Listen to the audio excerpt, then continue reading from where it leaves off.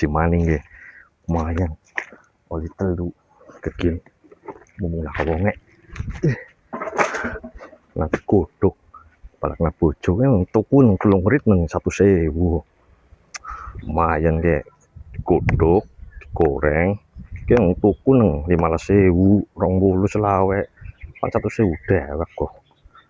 Balakna bojone mung gak kasih ngerti. Lumayan kayak kena godok kalau digoreng.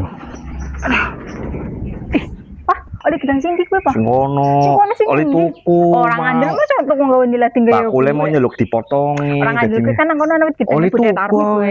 Ora mesti gedang budhe tarmi ki engko digodhog ya, terus engko digoreng. Kira kan nggo pacetan sampai sore. Budhe. Budhe. Justru seru ya.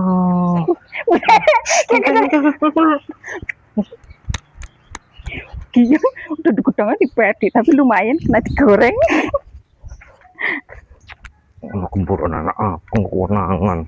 Bojo iki godhog apa digoreng kok ana gemburan anak apeng konangan lho wis. Mumpung gak kasih ngerti esuk-esuk. Biasa nyolong tapi deg-degan ya. Mohon konangan pimen ya. Biasa nyolong tapi deg-degan ya. Mohon konangan. Ayun li petang semuanya makatane si Ana mah. Ya konangan ya. Cukup man. Kepeng pacari beli ngono ya. Keter nyongis. Jangan aku sih mah.